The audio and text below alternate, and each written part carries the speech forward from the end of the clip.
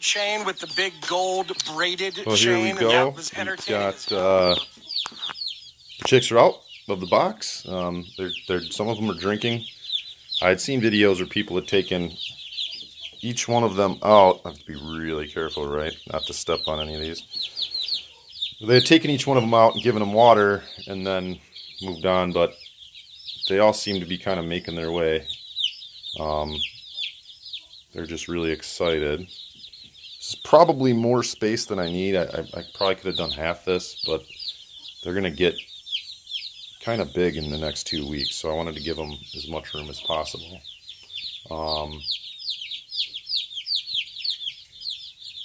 I may want to move the handle on the feeder there. So if you notice, the feeder, it's kind of low. There's just a couple holes there. That thing spins around so they can't sit up on top of it. But I think I need to adjust that. But anyway, we got, like I said, we have the organic chick starter. But it's just kind of cool to see them run around like this. Is the first time I've ever done this, so there they are. They're certainly awesome to have chickens. Even the meat birds or the egg layers, just watching them run around the yard. We've ordered, to follow up on the coyote story, we've ordered, and I'll probably do another video just with that story. But we ordered electric fence from Premier One. So we're going to run that. There's little doors, kind of like that. That's not really a door, but there's little doors about that big over on this side. And we're just going to fence around the whole building outside. I'll show you that, but I do not want to kill a chick here. So we're going to run the fence all around outside, put an Energizer on it, and they'll be able to go outside. It's going to be over about 300 feet of fence, so it'll cover quite an area, and they will get to be outside, and they can just come and go as please. 48 inches tall, so you know that's going to be like that tall. That'll keep out predators. If anything touches it, it'll zap them, and they will not want to come around there. So I'll do an update on that at some point. I'll show you the fence, what we're doing there. We're going to just follow these guys, the progress, and it'll be kind of cool to see just in a few days how big these guys will start to get. In about a week, you'll start to see these feathers coming in. So it's pretty cool. Looks like, you know, they're all just running around, so they're not jamming up at the water, which is good news. They will get it dirty. You can already see some wood flakes in there and stuff like that, but it's really important for them to get water right away because they will get dehydrated. They've been in a box the better part of a day, but they all look really good. These all came from Sunnyside Hatchery, and I had them delivered to Merton Feed Company in Merton, Wisconsin. We just went, and it was one box, and it was 75 chickens. I can't remember how much a bird, but it was probably like, $1.50 or so a bird. Maybe more. It's between I should know, but maybe a little more than that. Maybe closer to $2, but that's about how much that costs. Now you can see right there, if you paid $1.50 a bird, you're buying organic chicken feed. So this is from the feed company, and these bags, 50-pound bags, that was $25 a bag just for the starter. That's going to last me 2 weeks, so that's $100-some. Start doing math on that, and boy, these things are making me nervous. Start doing the math on that, and these things are loud. All right, I'm gonna move. Moving. Oh. These things are loud. If you start doing the math on that, it adds up, and that's why, you know, pasture-raised chicken costs more than your conventional chicken, because your conventional chicken is raised in, you know, something like this inside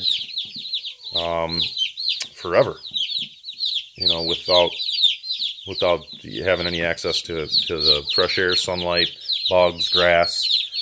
So these chickens, a certain amount of their diet will be grass and forage just from bugs and stuff that they eat. It's great for them. They taste better.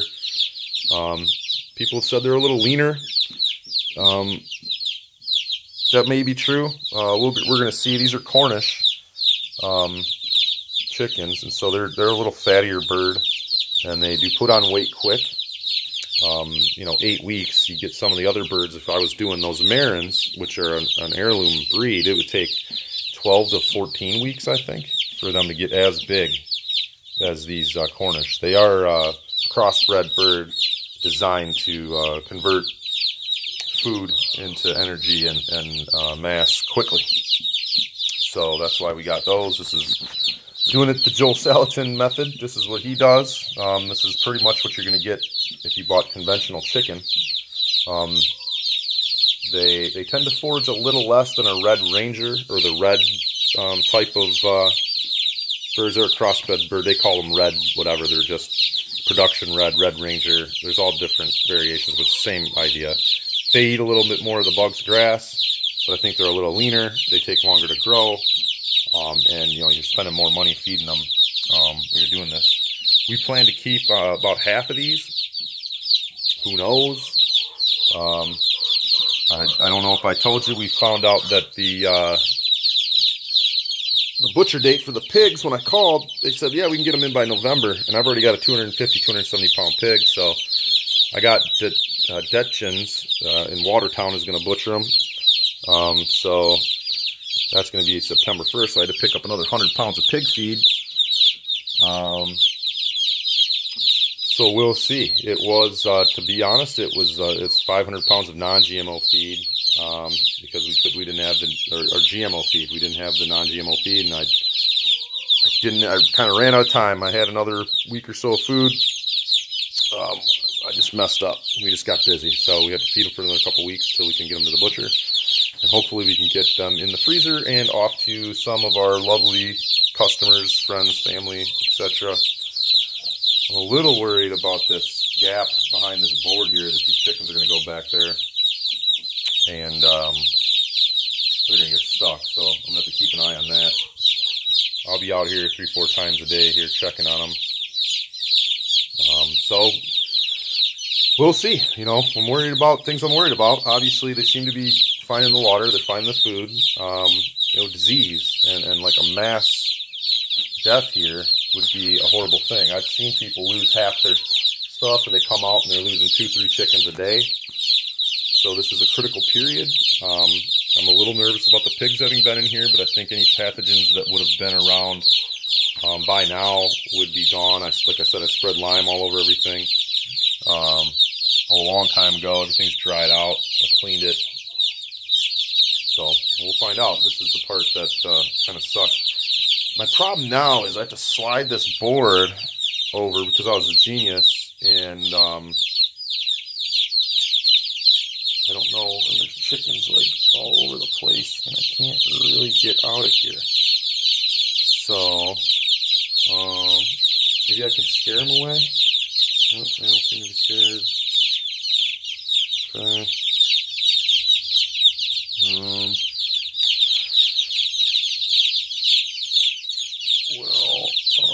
Go away.